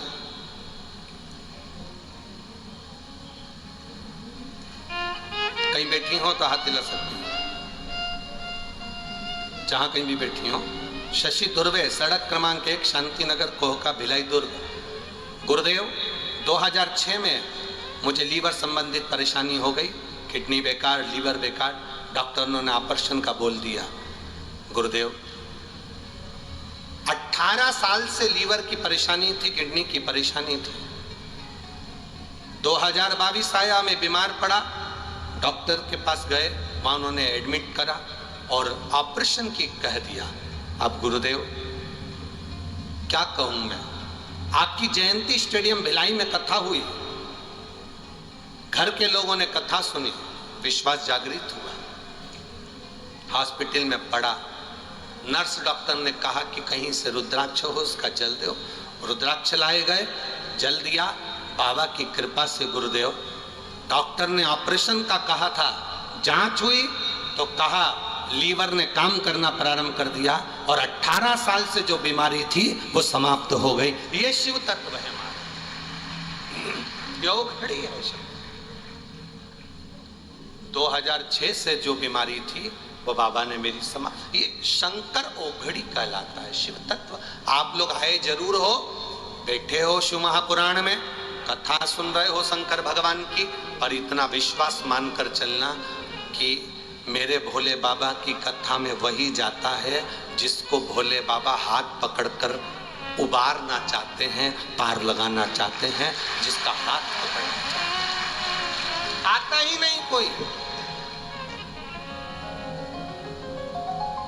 कई लोग यही कोड़िया के ऐसे होंगे जिनसे घर नहीं छूट रिया होगा, वो कथा तक नहीं पहुंच पा रहे होंगे। किसी नगर में कथा होती है तो लोग सोचते हैं अपने गांव में कथा हो रही है, अपन कैसे जाएं इतनी दूर, कैसे पहुंचे। अभी ये कथा पूरी हो जाएगी, 17 तारीख से नागपुर में प्रारंभ हो जाएगी, नागपुर में प्रारंभ होगी। कई लोग नागपुर कैसे रहेंगे, जो विचार करेंगे अपन तो टीवी पर सुन लेंगे, इतनी दूर कैसे जाएंगे ना। बाबा की कथा में पहुंचना और बाबा से प्रार्थना करने पहुंचना कि तेरी कृपा से मैं चलकर यहां तक आई हूं, मेरा शरीर ऐसा बनाना कि मरते दम तक पलंग पर मत पटकना, तेरे दरवाजे पर पटक। पलंग पर मत पटकना इस शरीर को, अगर पटकना तो तेरे दरवाजे पर पटकना।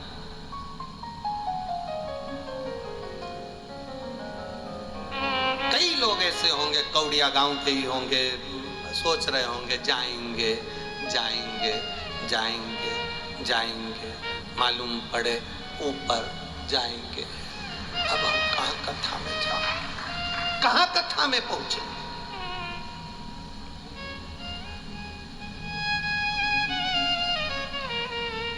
कितना कठिन है।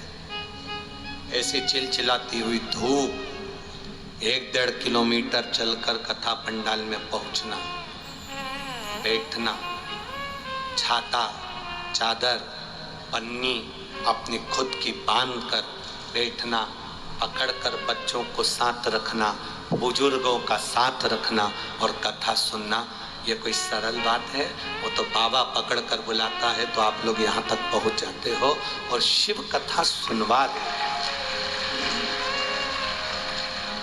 ईर्षा ना रखें। गंगा मैया के मन में ईर्षा जागृत हो गई सुरभि गाय को देखकर, क्योंकि 33 कोटि देवता सुरभि गाय के अंदर थे। कामधेनु के अंदर, गौ माता के अंदर 33 कोटि देवता थे, तो गंगा माता को ईर्षा जागृत हो गई। तुम्हारी देवरानी आ जाए, ईर्षा जागृत मत होने देना। तुम्हारी जेठानी कितनी भी विद्वान हो, तुम्हारे भीतर ईर्षा जागृत नहीं होना चाहिए। सास छोटी को चाहे तो भी तुम्हारे अंदर ईर्षा नहीं आना चाहिए। सास बड़ी को चाहे तो भी तुम्हारे अंदर ईर्षा नहीं आना चाहिए। तुम्हारे अंदर ये भाव होना चाहिए, अच्छा है सास छोटी को चाहेगी तो छोटी आगे बढ़ बढ़ कर काम कर लेगी, मेरे पास फुर्सत नहीं, बच्चों को पढ़ाऊं कि कहाँ जाऊं। जितना भगवान ने दिया उसमें संतुष्टि हमारे भीतर होना चाहिए। गंगा मैया के हृदय में ईर्षा जागृत हो गई, थोड़ी सी ईर्षा गंगा के हृदय में आ गई। गंगा जी पहुंच गई सीधे भगवान ब्रह्मा जी के पास में। जब उन्होंने सुरभि के शरीर में सारे देवताओं को देखा तो 5 मिनट गंगा जी नहीं रुकी और सीधे ब्रह्मा जी के पास पहुंची, सीधे ब्रह्मा।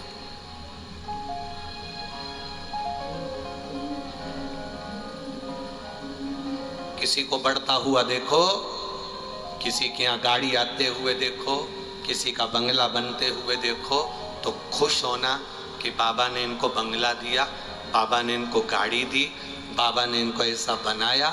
कल से हमारे घर में अगर दुख आएगा, गाड़ी की जरूरत पड़ेगी तो पड़ोसी की गाड़ी कम से कम काम तो आ जाएगी, ये खुश होना। कभी सीहोर वाले महाराज हमारे यहाँ कथा करने आएंगे तो कम से कम उनके लड़के, उनके संगीत वाले, उनके ब्राह्मण कम से कम हमारे घर में ठहर तो जाएंगे। जितनी देर ठहरेंगे उतनी देर भगवान का ही तो भजन करेंगे।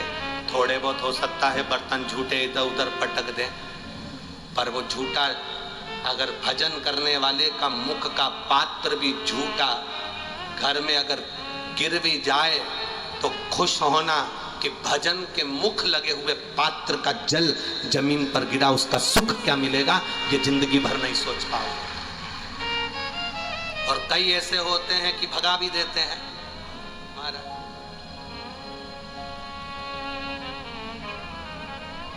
बड़ा बंगला और मकान होने से क्या होता है? हम नहीं झेल सकते तुमको, चलो जाओ यहां से, जो कथा करा रहा है उसके घर पहुंचो। कई ऐसे भी होते हैं।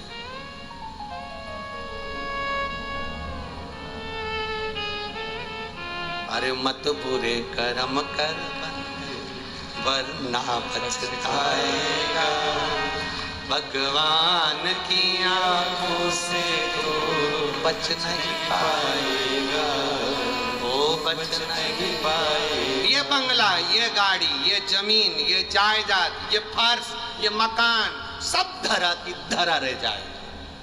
7 दिन कथा हुई, कथा कर कर हम तो ये चल दिए। आप लोगों ने जिस भाव से कराई बाबा आपके भंडार भर दिए, जिसने जिस भाव से सुनी बाबा ने उसको उस भाव से दे दिया। हम तो कथा कर कर नागपुर चले जाएंगे, पर पत्र कथा में उसी के आएंगे जिसने दिल से सुनी होगी और दिल से कराया होगा, दिल से आनंद लिया। इन पत्रों के अंदर तुम्हारा स्वभाव, तुम्हारा भाव, तुम्हारा आनंद, शिव भक्ति छुपी हुई है। ईर्ष्या से कुछ नहीं। गाड़ी आए, भगवान से कहना भगवान ऐसी कृपा करना, हमारे पड़ोसी की यहाँ गाड़ी आई ना, भगवान की कृपा हो जाए। पड़ोसी का मकान बड़ा बन जाए, अगली बार आए तो ब्राह्मण देवता यहीं ठहरे, भगवान का भजन यहीं हो, कीर्तन यहीं हो, संकीर्तन यहीं हो। ऐसी कृपा करना बाबा। मकान देना तो ऐसा देना कि 4 लोग मेरे मकान में आते रहें। घर देना तो ऐसा देना कि मेरे घर में मेरे मेहमान आते रहें। अतिथि देवो भव। भगवान ऐसे देना कि लोग आते रहें। आज पूरे कौड़िया गांव के छोटे छोटे घरों में भी लोग रह रहे हैं। आज पूरे कौड़िया गांव का घर पूरा पवित्र हो गए इन मेहमानों के आने से।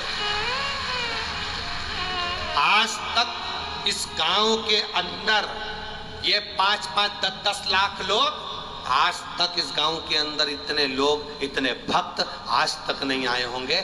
जब इन भक्तों के चलने की, इस श्रोताओं के चलने की धूल जब उड़ती होगी, जिसके सिर पे पड़ती होगी, उसका तो कल्याण वैसे ही हो जाता होगा। क्योंकि वो मुख से, शिव महापुराण के अंदर लिखा है, श्री शिवाय नमस्तुभ्यम बोलने वाले के मुख का दर्शन कर लो तो 1000 अश्वमेध यज्ञ का फल मिल जाता है। तो श्री शिवाय नमस्तुभ्यम बोलकर जब ये इतने जाते होंगे, इनके चरण की जब धूल उड़ती होगी तो हमारे परिवार का और हमारा कल्याण और गांव का कल्याण तो वैसे ही हो जाए।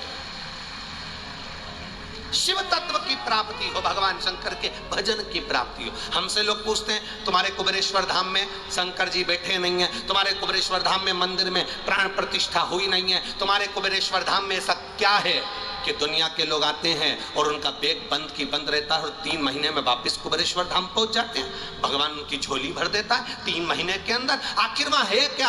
हम कहते हैं कुछ नहीं। जितने भक्त आते हैं दिल से आते हैं, कंकर शंकर की पूजन करते हैं, दिल से जल चढ़ाते हैं, बाबा का जाप 108 बार श्री शिवाय नमस्तुभ्यम करते हैं। जब उनका जाप होता है, उनके चरण की रज जब पड़ती है तो कोई दूसरा भी आता है, उस रज को शरीर पर लगाकर पार उतर जाता है। हमारी भी आदत में है, हम जब जब कुबेरेश्वर धाम जाते हैं, सुबह अगर हम कुबेरेश्वर धाम गए हैं तो हमारा नियम है पहले कुबेरेश्वर धाम की भूमि पर लोट लगाते हैं, पूरे सो जाते हैं और बाबा की भूमि पर, किसी ने देखा भी होगा आप लोगों में, अगर कोई होगा तो सवेरे के समय पर जब भी हम कुबेरेश्वर धाम गए, दंडवत करा, लोट लगाई, उस रज को अपने शरीर पर लगाना।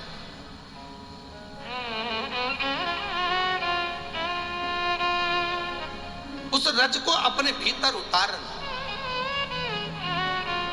साधारण है।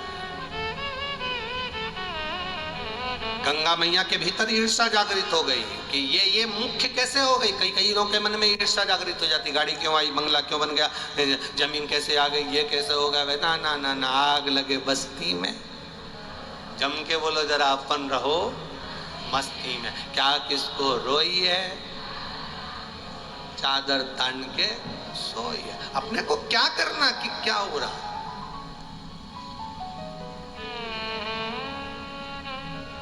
अभी थोड़े दिन बाद चुनाव आ जाएंगे,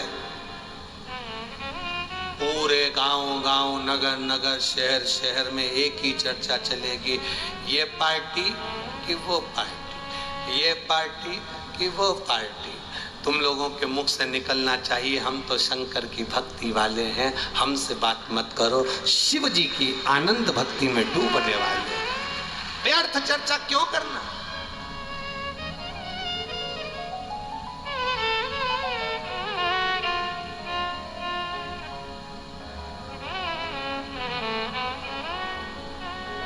ये जो झंडा ले लेके चलते हैं, जय, वो चिल्लाते हैं भैया जी संघर्ष करो।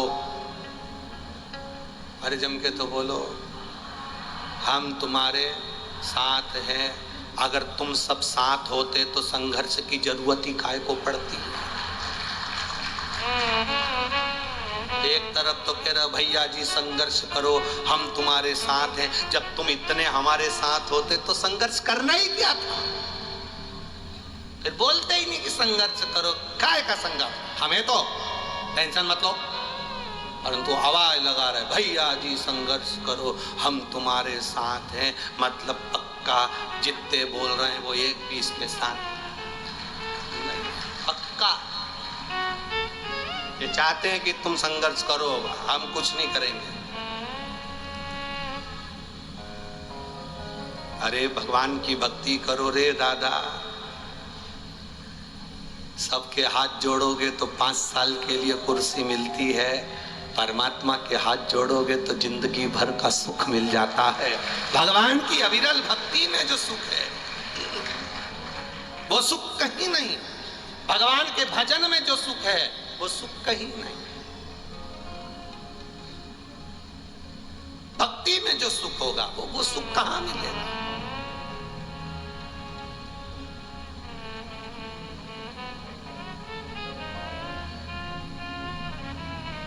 अरे ना राम नाम लीनो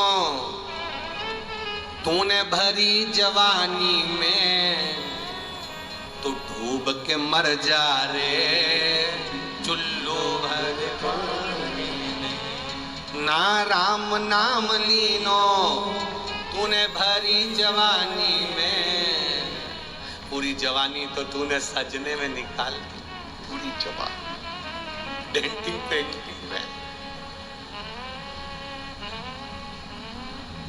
ना राम नाम लीनो तूने भरी जवानी में, तू डूब के मर जा रे चुल्लू भर पानी में। अब समझ में नहीं आता, लिखने वाले ने लिख दिया कि चुल्लू भर पानी में डूब के मर जा, पर इतना बड़ा शरीर कोई चुल्लू भर में डूबे? इसको तो नदी चाहिए, तालाब चाहिए, तब तो डूबे। पर शिव महापुराण की कथा कहती है जो भगवान का भजन नहीं करता, मनुष्य का शरीर पाने के बाद भी जो कभी शंकर को एक लोटा जल नहीं चढ़ाता, वो मनुष्य नहीं होता, कीड़ा के बराबर है। और कीड़ा चुल्लू भर पानी में डूब के मर सकता।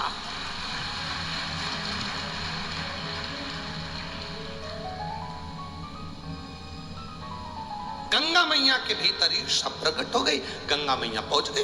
अब गंगा मैया पहुंची सीधे भगवान ब्रह्मा जी के पास। ब्रह्मा जी ने पूछा गंगा कैसे आई हो? गंगा जी कहती है मुझे ये बताओ, मैं बड़ी कि गौ माता बड़ी, मैं बड़ी कि सुरभि बड़ी? ब्रह्मा जी ने मन में सोचा ईर्षा, बड़ा और छोटा का भान जब आ जाए तो ईर्षा।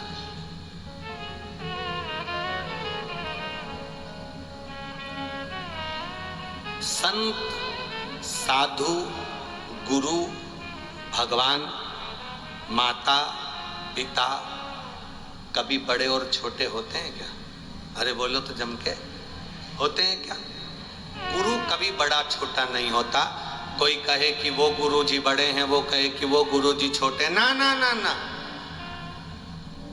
कोई कहे माता पिता में माँ बड़ी कि पिता बड़ा, ना, दोनों बड़े। गुरु कोई भी हो सब बड़े, संत कोई भी हो सब बड़े, सब बड़े।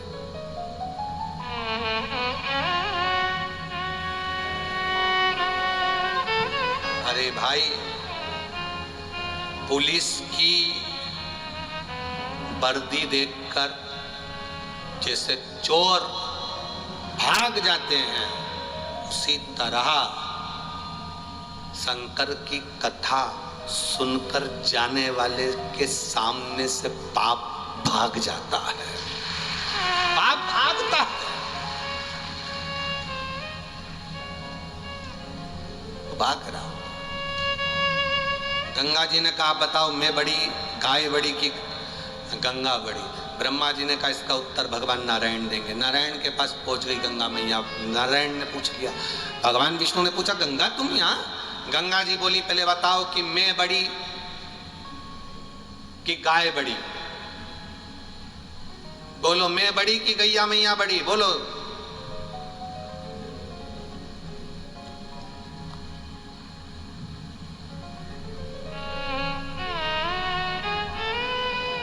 कौन बड़ा है? बताओ जल्दी से। अब भगवान आप लोगों से कोई पूछ ले, जैसे गंगा जी ने भगवान विष्णु से पूछा कि मैं बड़ी कि गैया बड़ी? चलो बोलो रे छत्तीसगढ़ वालों, गंगा बड़ी कि गाय बड़ी? गाय बड़ी। बहुत सुंदर बोले रे, तुमको नजर नहीं लग जाए। बिल्कुल सही बात है, एकदम सत्य, बिल्कुल सही है। बस यही सोच सही है। गंगा कह रही है कि मैं बड़ी कि गाय बड़ी? भगवान नारायण ने कहा सुनो गंगा, तुम भी तारने वाली हो और वो गाय भी तारने वाली है, दोनों बराबर, दोनों बड़ी। नहीं नहीं नहीं नहीं, इस निर्णय पर नहीं जाऊंगी मैं।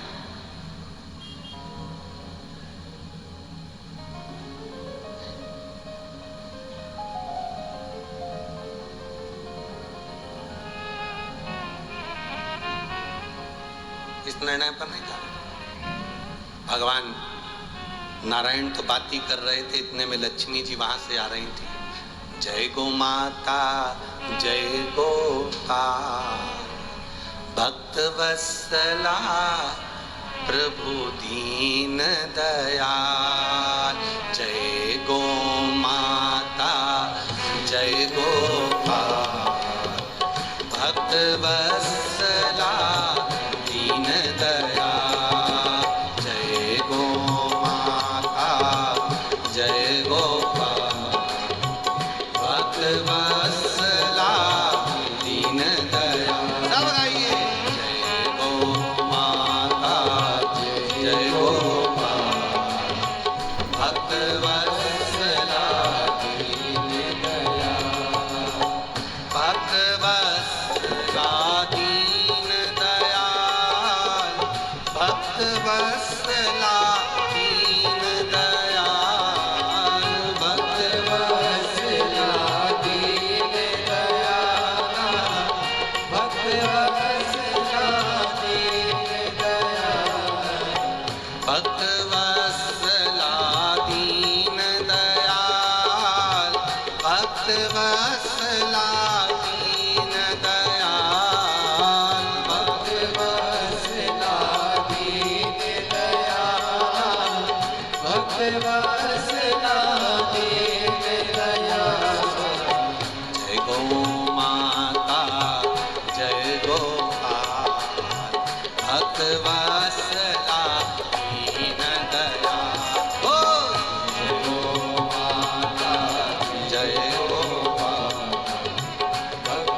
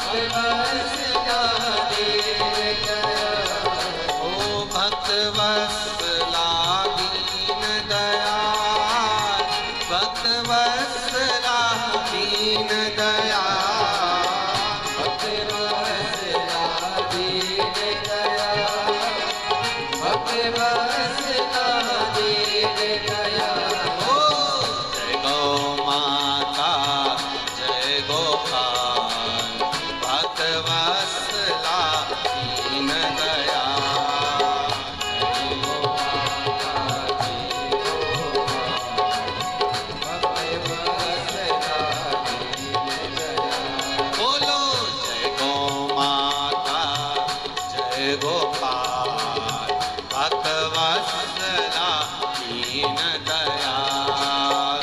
जय गो माता जय गोपाल, भक्त वत्सला दीन दयाल। जय गो माता जय गोपाल, भक्त वत्सला दीन दयाल। जय गो माता जय गोपाल, भक्त वत्सला दीन दयाल। भक्त वत्सला दीन दयाल, भक्त वत्सला दीन दयाल। भक्त वत्सला दीन दयाल, भक्त वत्सला हार हार। अपने स्थान पर बैठकर भगवान देवाधिदेव महादेव से अपने मन की बात बड़े भाव के साथ कहिए। बोल बम का नारा है। जहां जगह मिले, पेड़ के नीचे बैठे हो तो पेड़ के नीचे, दुकानों में बैठे हो तो दुकानों में, बाहर बैठे हो तो बाहर, अंदर बैठे हो तो अंदर, जहां मौका मिले वहां बैठकर भगवान देवाधिदेव महादेव से अपने हृदय की बात भाव के साथ बाबा को दिल से कहिए। 16 श्राद्ध हैं, श्राद्ध पक्ष है। जिन श्राद्ध पक्ष में पितृ मृत्यु लोक पर आते हैं, जिस श्राद्ध पक्ष में मेरे देवाधिदेव महादेव भक्तों के दुख मिटाने के लिए, पितरों के लिए प्रत्येक जीव के घर जाते हैं, ऐसे शिव महापुराण की कथा में आपको बाबा से विनय करने का मौका मिला है। जहां जगह मिले वहां बैठकर बाबा से प्रार्थना करिए। जिनको आता है साथ में बोलेंगे, भाव से बोलेंगे। जब हम बोलें बाबा दुख काटने का, तब आप भी बोलिए और बाबा से बाद में अपने हृदय की बात अवश्य कहिए। श्री शिवाय नमस्तुभ्यं, श्री शिवाय नमस्तुभ्यं, श्री शिवाय नमस्तुभ्यं, श्री शिवाय नमस्तुभ्यं, श्री शिवाय नमस्तुभ्यं। भोला सब दुख काटो मारा, ओ भोला सब दुख काटो मारा। शिव शंकर जपो तेरी माला, भोले बाबा जपो तेरी माला। भोला सब दुख काटो मारा, ओ भोला सब दुख काटो मारा। वेश है मंगलकारी, वेश है मंगलकारी। शमशान वासी हमारा, शमशान वासी हमारा।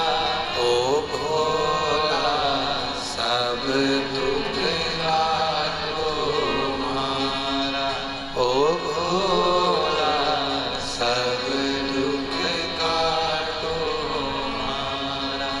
शिव कथा कहती है गंगा मैया